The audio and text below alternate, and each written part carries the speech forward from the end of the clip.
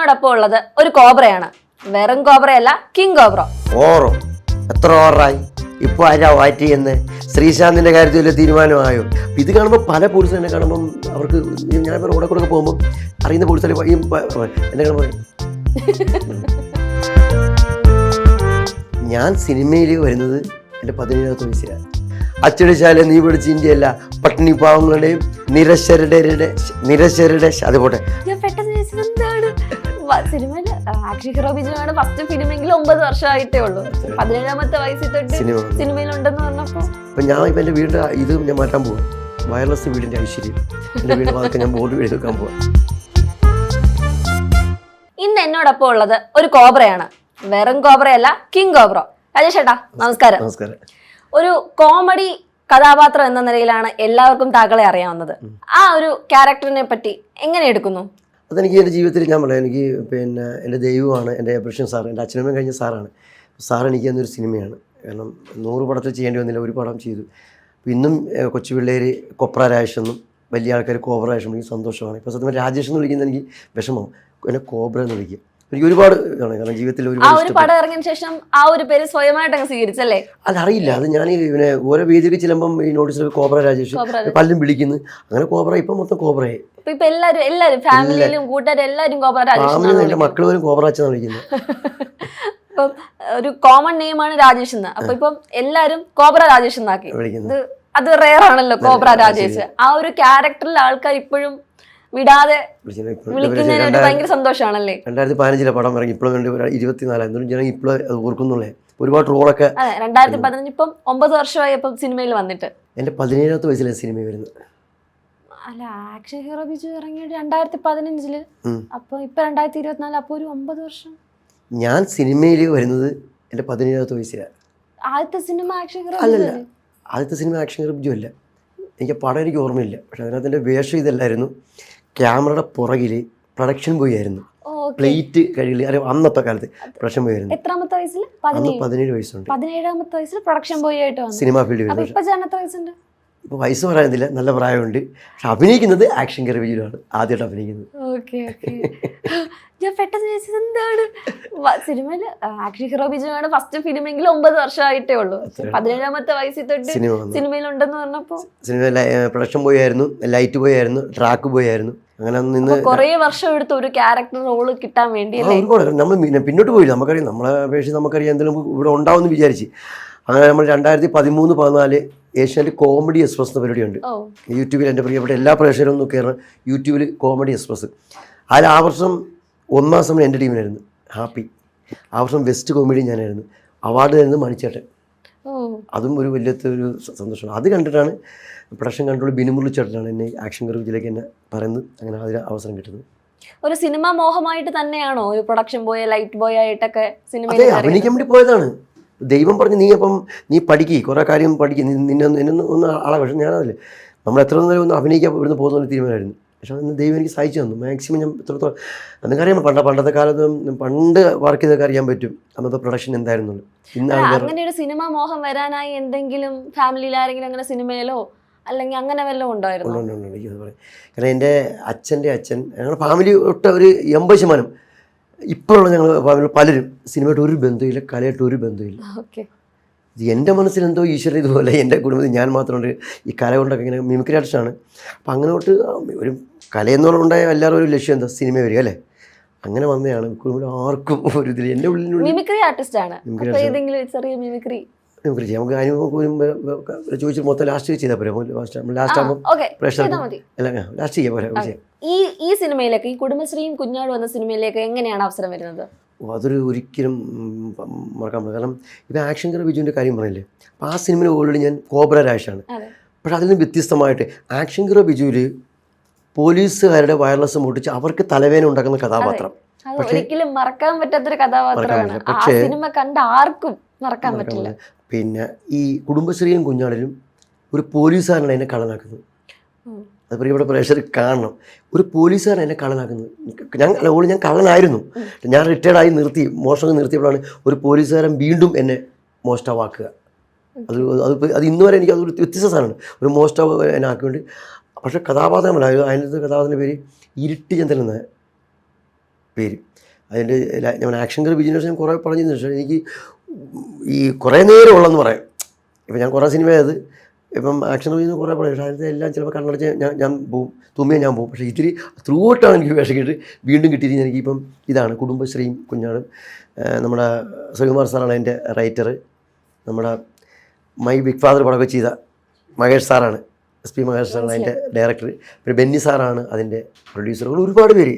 അപ്പോൾ എന്തായാലും അതെനിക്ക് വലിയൊരു അനുഭവം തന്നെയാണ്. എൻ്റെ പിന്നെ കുടുംബശ്രീയും കുഞ്ഞാടും നല്ലൊരു സിനിമയാണ്, കാരണം നമ്മൾ പറയാം ഈ ബ്ലഡ് വീഴാത്തൊരു പടം. ഞാൻ പറഞ്ഞ മനസ്സിലായി. ആ പടത്തിൽ ഒരൊറ്റ സീനിലും ബ്ലഡ് കാണിക്കുന്നില്ല, കത്തിക്കുത്തൊന്നുമില്ല.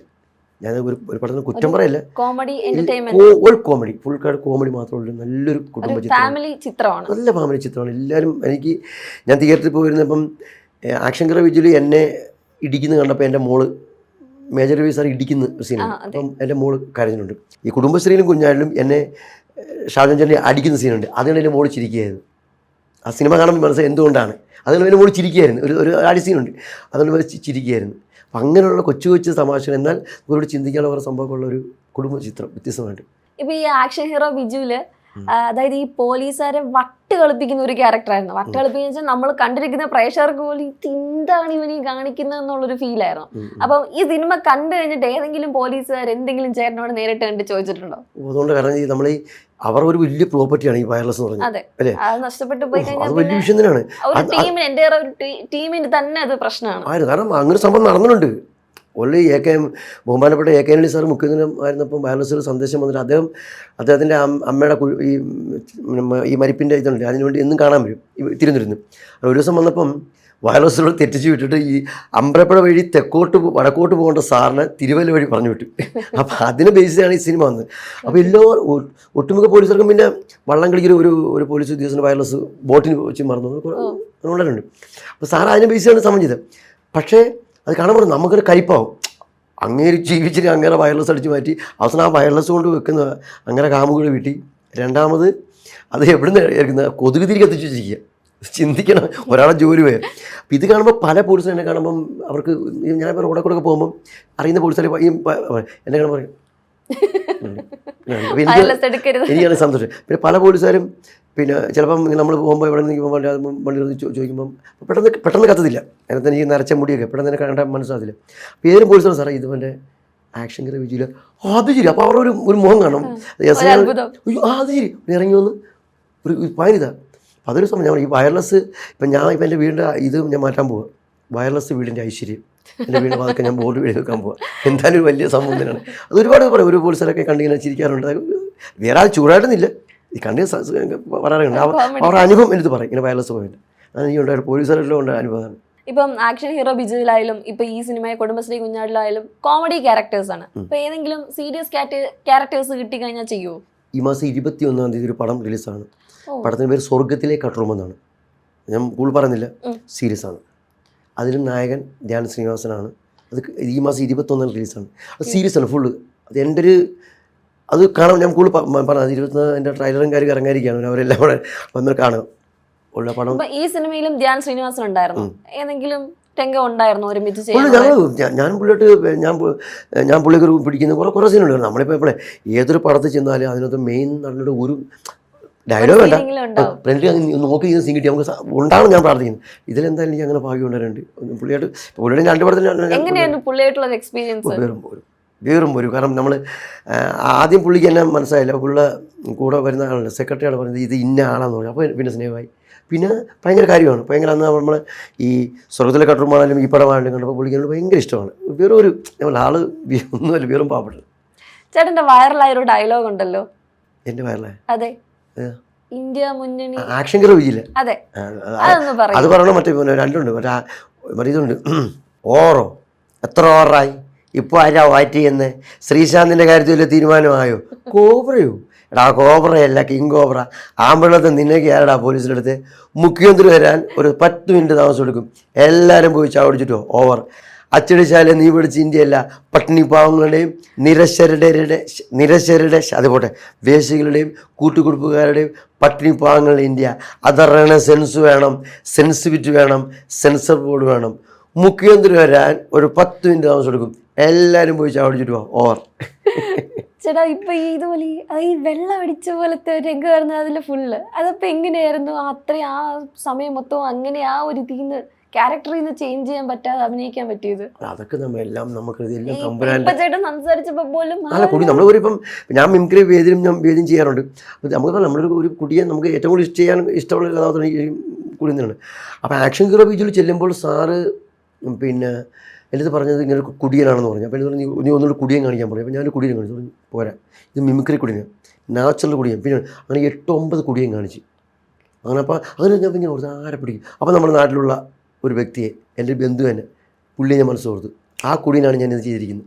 ആക്ഷൻ ഹീറോ ആ കുടിയൻ പുള്ളി കുടിച്ചു കഴിഞ്ഞാൽ ഈ സിനിമയുടെ പക്ഷേ ഇതൊക്കെ സാറ് എഴുതിയാണ്.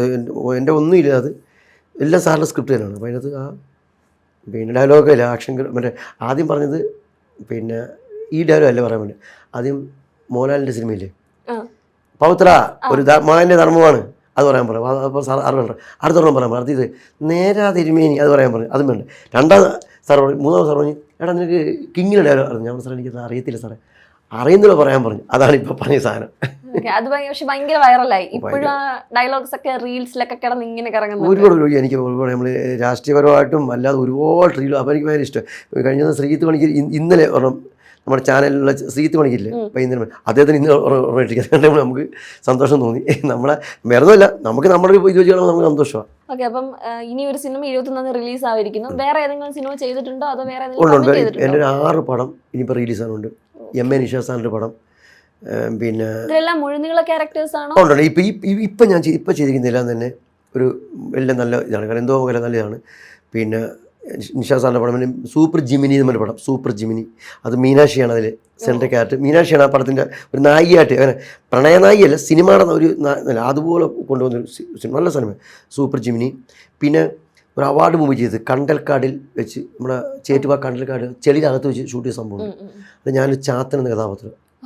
അതൊരു ത്രൂട്ട് അതൊരു ഒരു അത് പുറൻ്റെ ബന്ധമില്ല. പുള്ളിയാണ് ഇവിടെ കണ്ടൽക്കാട് വളർന്ന് പുള്ളി വെള്ളത്തിൽ ചെളിക്കകത്ത് കുളിക്കുക, അങ്ങനത്തെ ഒരു കഥാപാത്രം. മീൻ പിടിച്ച് പുള്ളി തന്നെ ചുട്ട് തിന്നത് അങ്ങനെ അത് ചെയ്തു. അങ്ങനെ 3-4 പടം സൂപ്പർ ജിമിനി. അങ്ങനെ ഇപ്പം പിന്നെ ഈ തിരുവനന്തപുരത്തുള്ള ഇപ്പോൾ ഷൂട്ട് നടന്നില്ല, അതിലും ഒരു നല്ലൊരു വേഷം ചെയ്തു. ഒരു കുഴപ്പമില്ല ഉണ്ട്. ഇപ്പം 2024 ഈശ്വരക്കാരനോട് മക്കൾ 3 നേരം ഭക്ഷണം കഴിക്കാനുള്ള കിട്ടുന്നുണ്ട്. ആക്ഷൻ ഹീറോ വിജയ് കഴിഞ്ഞിട്ട് കുറെ ഒരു ബ്രേക്ക് വന്നിരുന്നു അല്ലേ? അല്ല ഉണ്ട്, ഞാൻ പറയാം ഉണ്ട്.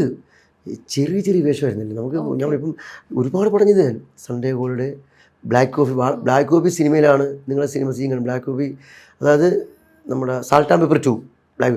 അതിലൊരു ഡയലോഗുണ്ട്. ഞാൻ മറ്റേ ചേച്ചിയോട് ഞാൻ ബിവറേജിൻ്റെ വാതിക്കൽ ചേച്ചിയുടെ കഥാപാത്രം മദ്യം മേടിക്കാൻ പറ്റുന്നുണ്ട്. അപ്പം ഞാൻ ചെന്ന് 20 രൂപ ചോദിക്കുന്നുണ്ട്. ചോദിച്ചിട്ട് ഒരു പുള്ളിനകത്ത് എത്ര പെഗ് കിട്ടും അത് അടിച്ചു നോക്കി കിട്ടുന്നുണ്ട്. നല്ല ഒറ്റ സീനുള്ളൂ, പക്ഷെ അത് നല്ല സീൻ. അങ്ങനെ കുറേ പടത്തിൽ ഓരോ സീനുള്ളൂ, പക്ഷെ ഉള്ളത് ഈ ഡയറക്ടർമാരും കൺട്രോളർമാരും നമ്മൾ വിളിച്ചു തന്നൊക്കെ നല്ല സീനാണ് ഉള്ളത് മതി. പക്ഷെ ത്രൂട്ടില്ല ഒറ്റ. ഇപ്പം ജസ്റ്റ് എൻ്റെ സീന് മുമ്പ് എൻ്റെ സുഹൃത്തുക്കളൊന്ന് ഫോൺ വന്ന് എടുത്ത് എൻ്റെ സീൻ തീർന്നു, പിന്നെ ഈ പടത്തില്ലേ. പക്ഷെ എന്നാലും ഞാൻ കുറ്റം പറയല്ല, കഥാപാത്രമൊക്കെ ഓടുന്ന കഥാപാത്രമാണ്.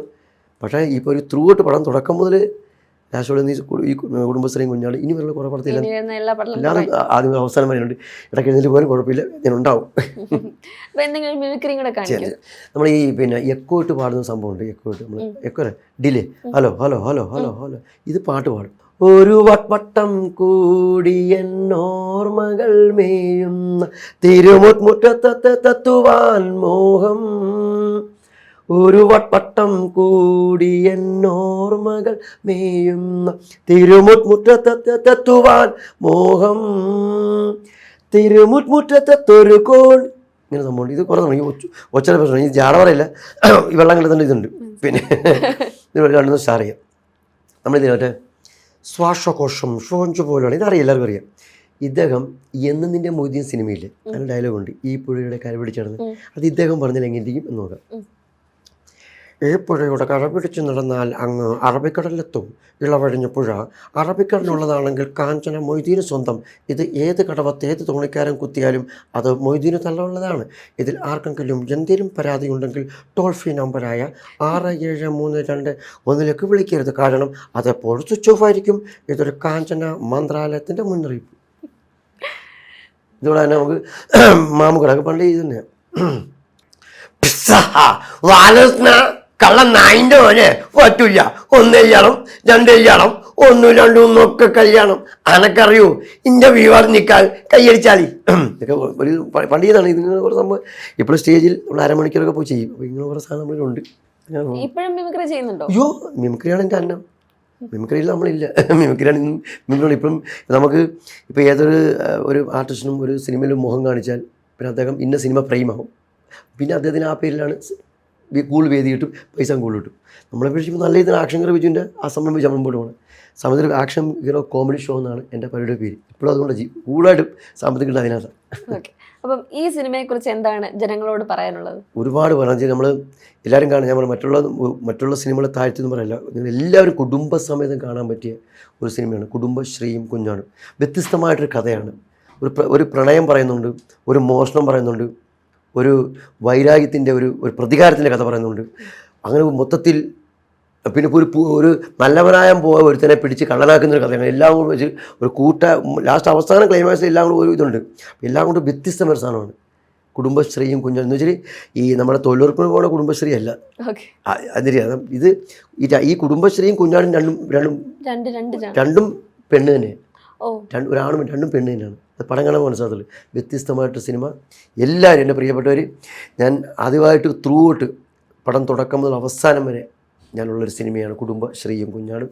എൻ്റെ എല്ലാ പ്രേക്ഷകരും അതുപോയി കാണുമെന്ന് ഞാൻ വിനീതമായി, എന്നെ സ്നേഹിക്കുന്ന ആക്ഷൻ ഹീറോ ബിജു നിങ്ങൾ എടുത്തപോലെ അതുപോലെ എൻ്റെ പിന്നീട് വന്ന എല്ലാ സിനിമയിലും ഏറ്റെടുത്തപോലെ ഈ സിനിമയും നിങ്ങൾ ഏറ്റെടുക്കണമെന്ന് ഞാൻ വിനീതമായി അപേക്ഷിക്കുകയാണ്. തൊട്ടടുത്ത എല്ലാ തിയേറ്ററിലും ഇപ്പോൾ പടം 2ാം വാരത്തിലൊക്കെ കടന്നിരിക്കുകയാണ്. അപ്പോൾ ഭയങ്കര ഞങ്ങളെല്ലാവരും ഒരു സന്തോഷമാണ്.